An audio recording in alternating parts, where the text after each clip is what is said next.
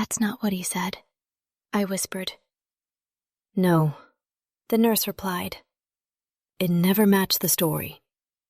The room tilted. Images rearranged themselves in my mind. Bruises explained away as clumsiness. Falls that never made sense. "I should have seen it," I said. "You were a child," Margaret said firmly. The nurse glanced around, then slid a faded photocopy toward me. This wasn't supposed to survive. Across the page, barely legible but unmistakable, were the words, "Suspected domestic assault." My hands trembled as tears finally came. "There was a witness," the nurse said. "A security guard. He tried to report it. He was threatened. His name is Marcus Hale." I closed the folder carefully, as if it might break. As we stepped back into the cold Denver air, something inside me shifted. The lie about my mother hadn't just protected my father. It had erased her truth. And now that truth was no longer buried. It was waiting for me to follow it to the end. We left before dawn. After the hospital, the air inside the estate felt too still, as if the walls themselves were listening. Margaret didn't question my decision. Nathan only nodded and told the driver where to go. The road toward the Wyoming border stretched long and empty, snow flattening the landscape into something stripped of detail. I watched fence posts blur past and tried not to imagine my mother on a similar drive years ago, hoping the distance would save her. Marcus Hale lived in a small cabin at the end of a gravel road. Smoke curled from the chimney, thin but steady.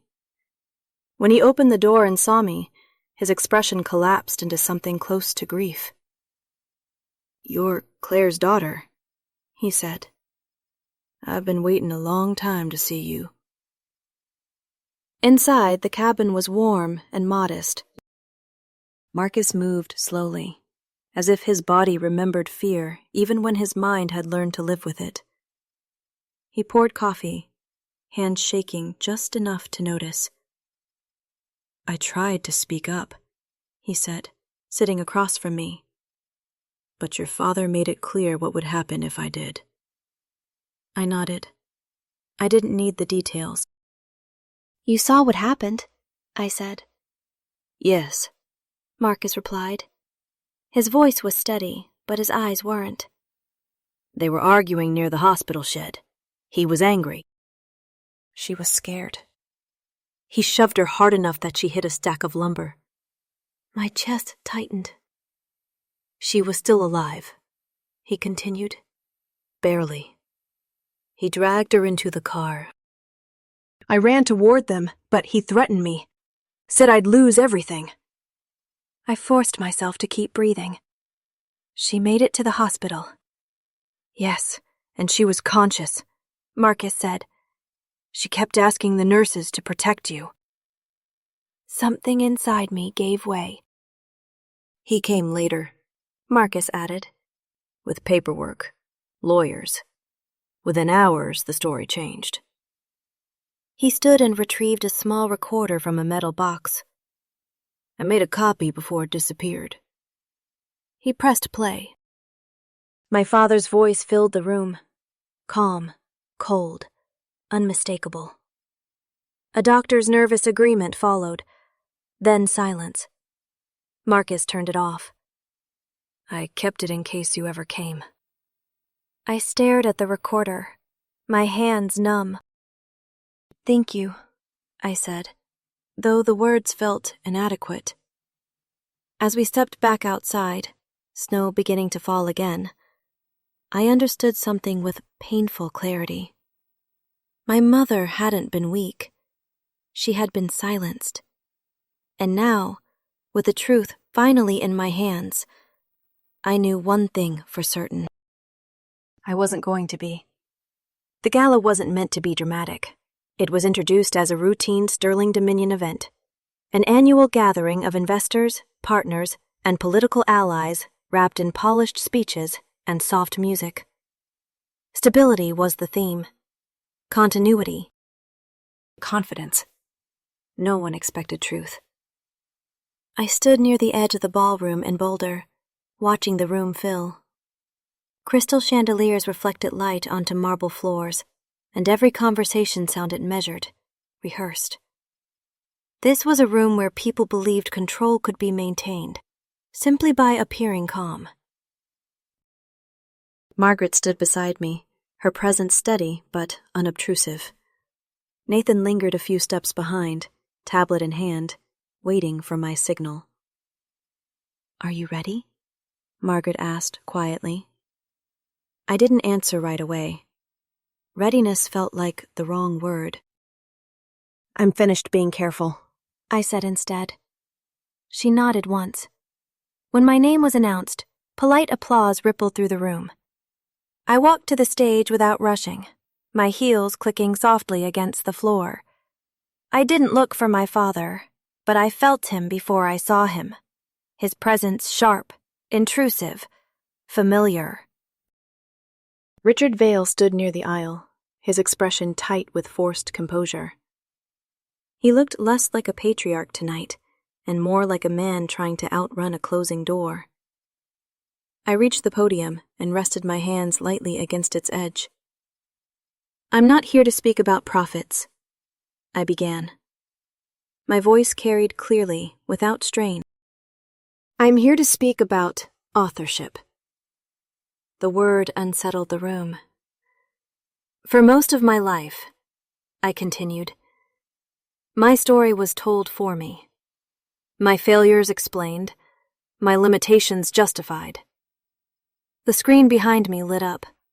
Documents appeared. Trust records, access logs, authorization forms. My name repeated across the pages, neat and official. "These actions were taken under my identity," I said calmly. "Without my consent." Murmurs spread. "That's a lie," my father snapped, stepping forward. "She doesn't understand what she's looking at." I turned to face him for the first time that evening. "I understand perfectly," I said, "because I lived the consequences." Nathan changed the slide. Audio waveform. "This," I said, "is my father's voice." The recording filled the room. His voice. The doctor's voice. And then my mother's. Weak, breaking, unmistakable. "Please protect my daughter." Silence fell hard and absolute. I watched faces change as the weight of it settled. Shock, recognition, disbelief turning slowly into certainty. My father tried to speak again, but the words didn't come.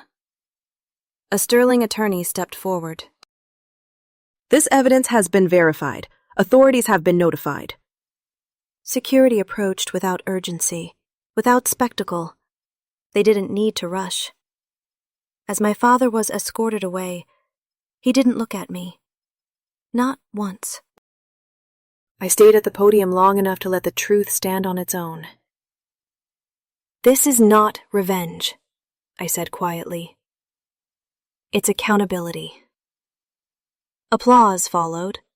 Not loud, not triumphant. Respectful. Measured. Final. Later, as the room dissolved into hushed conversations and hurried exits, I stepped outside into the cold night air. Snow had begun to fall again, soft and steady.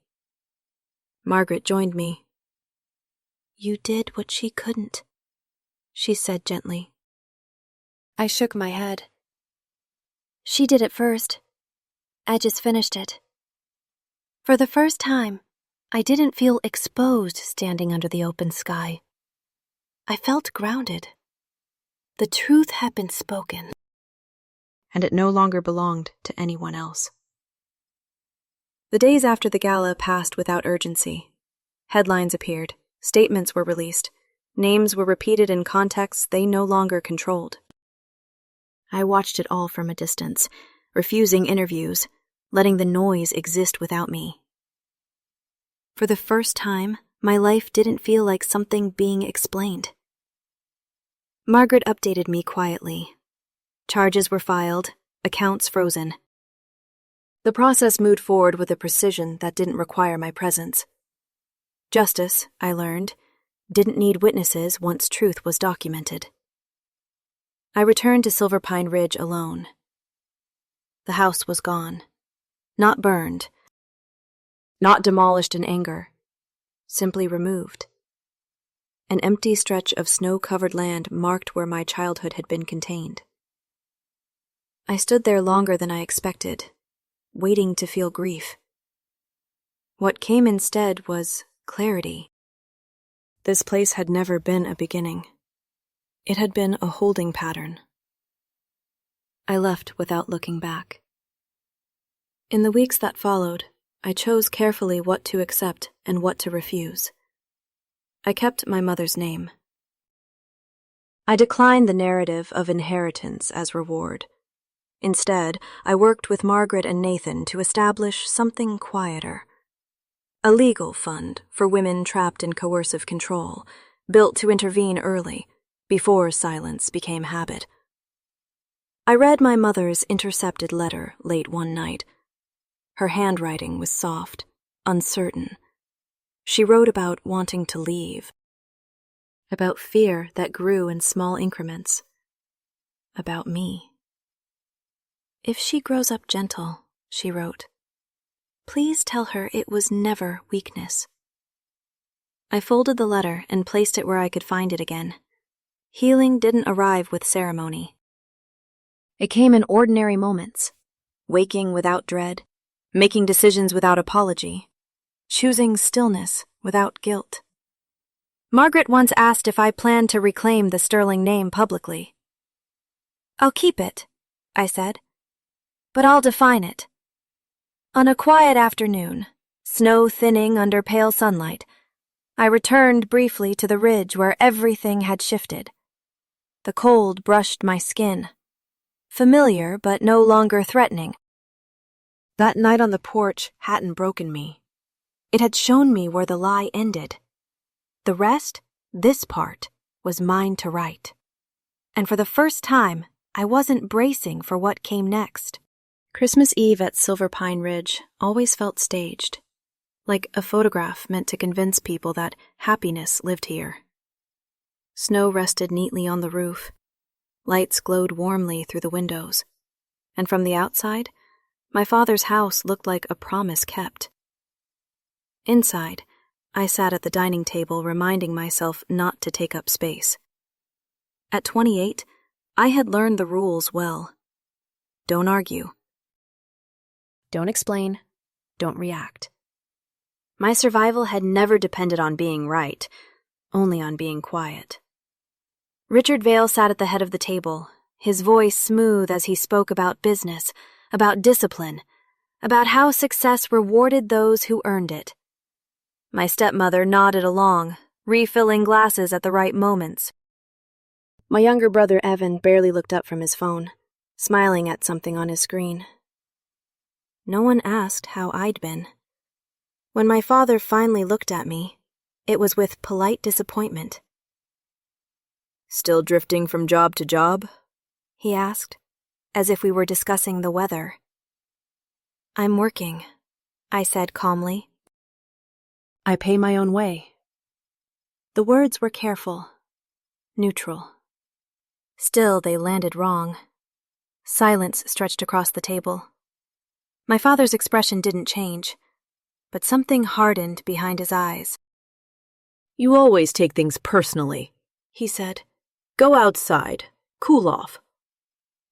For a moment, I thought he was joking. I'm fine, I replied. It's freezing. He stood, already done with the conversation, and placed a firm hand on my arm. His grip wasn't violent. It didn't need to be. Control never did. The back door opened, and cold rushed in so sharply it stole my breath. Snow dusted the wooden porch. I stepped out in my socks, the shock biting straight through my feet. The door closed behind me. The lock clicked. I stood there, stunned, listening to my own breathing turn ragged and white in the air.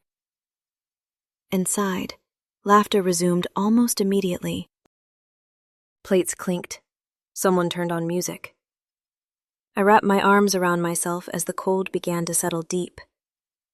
The kind that doesn't just touch skin, but sinks into bone.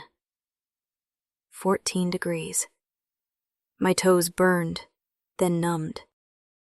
I focused on the porch light, on the quiet trees beyond the yard, on anything but the window.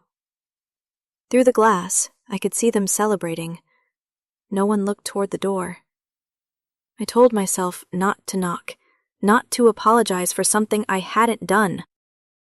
Begging had never saved me before. Minutes blurred. My body shook, then steadied into a strange stillness. I felt small, but also distant. As if this wasn't happening to me so much as near me. That was when headlights cut through the snow. A black sedan rolled slowly up the drive, its presence so out of place it didn't feel real. It stopped at the gate. The engine idled. The back door opened.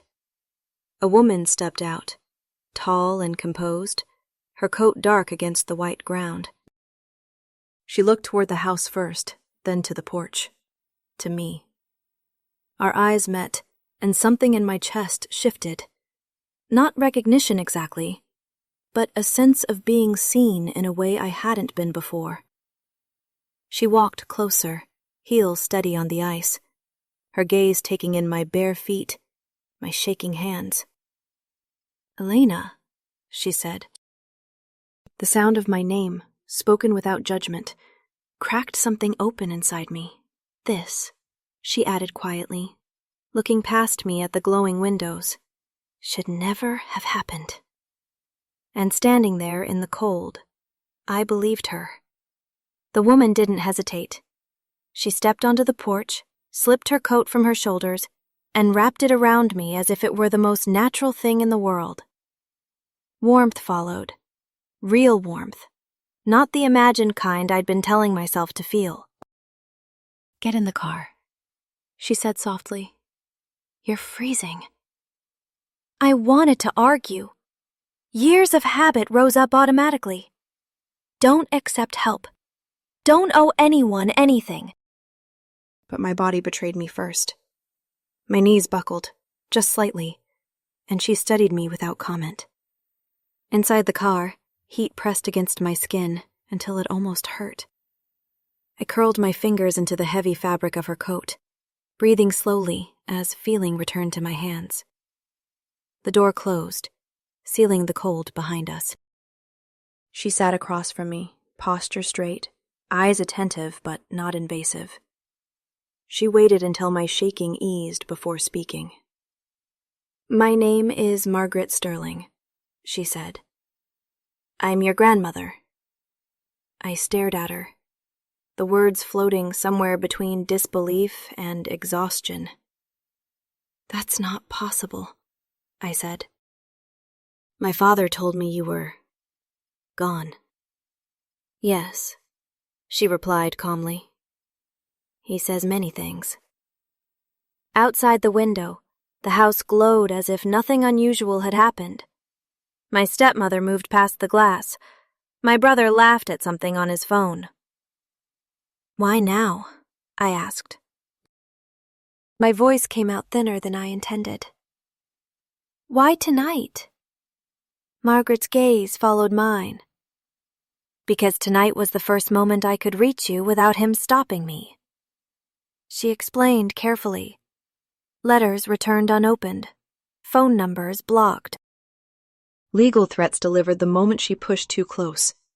Each attempt ended the same way, with silence and warnings. "I should have fought harder," she said. There was no drama in her voice, just fact. I convinced myself distance was safer for you. I looked down at my hands. "He's very good at making things disappear."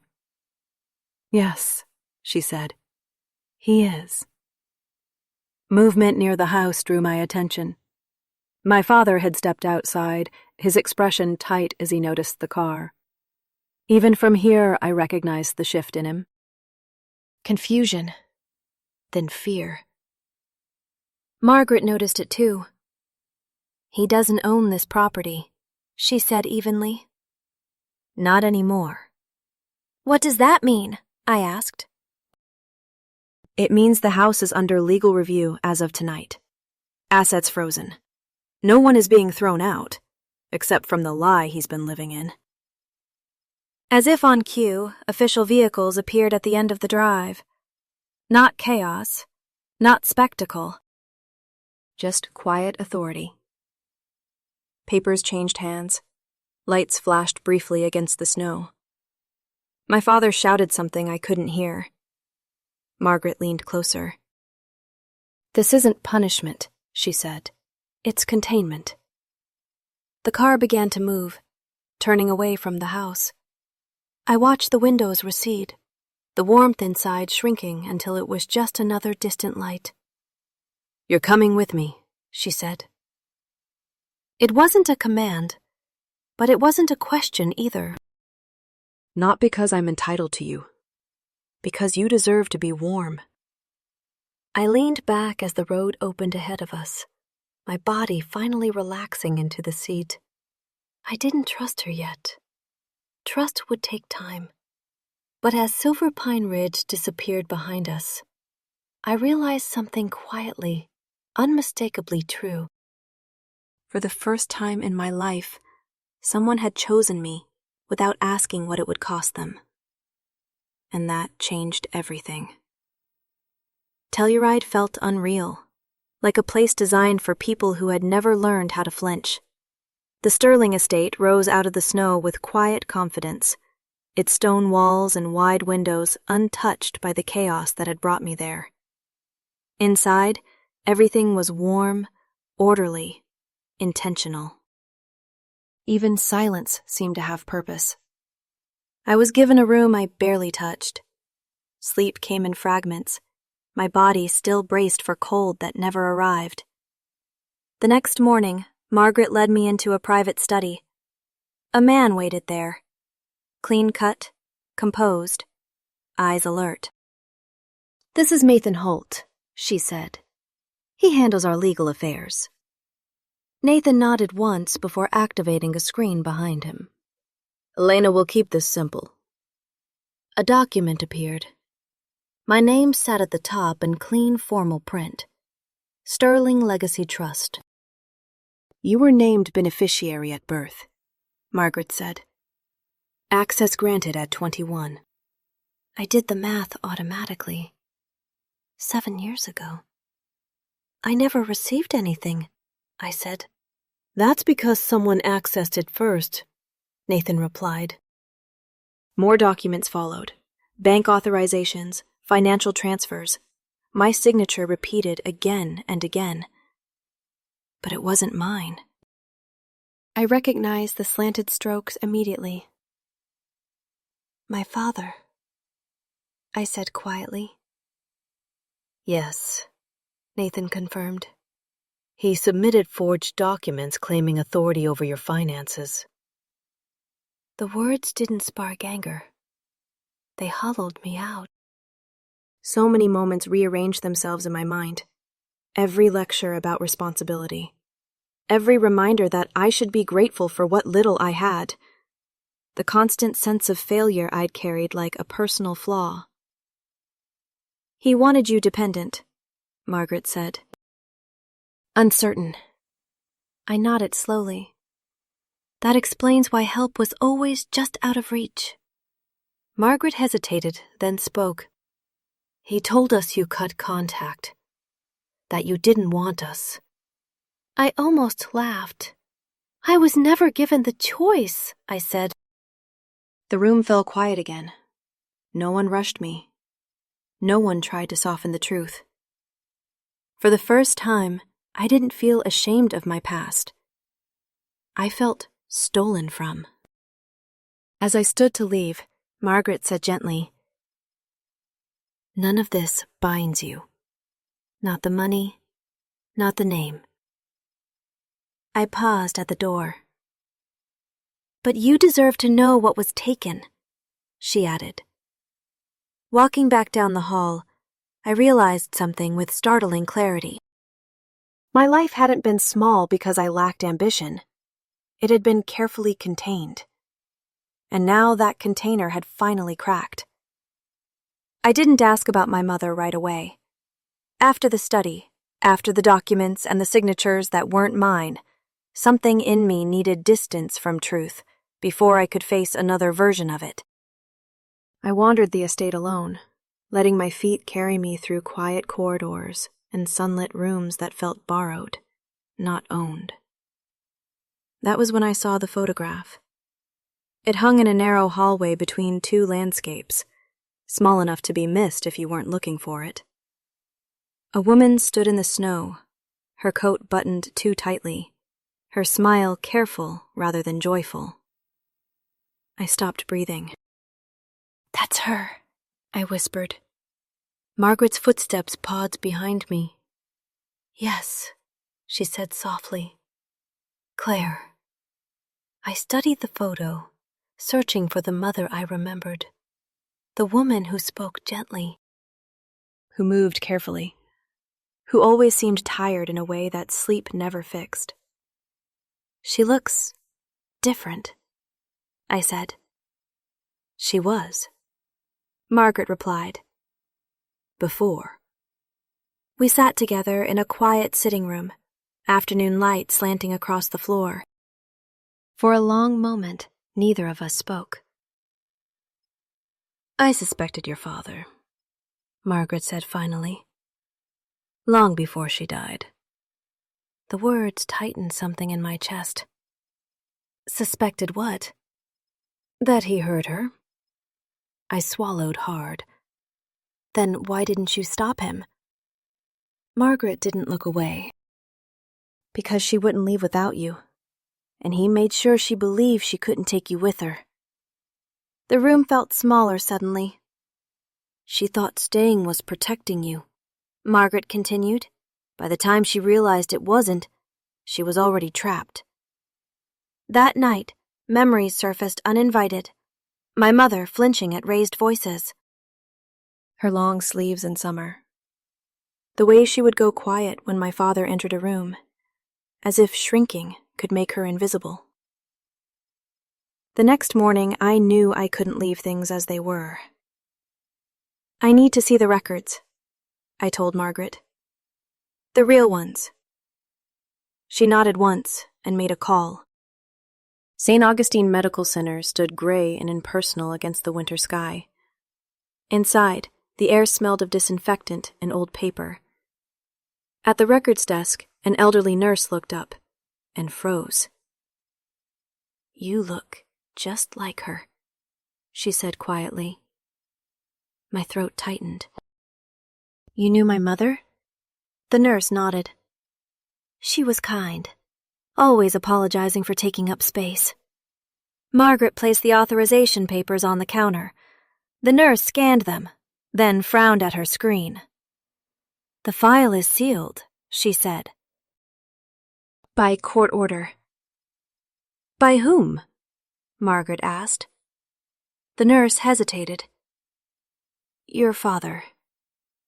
Something cold settled in my stomach.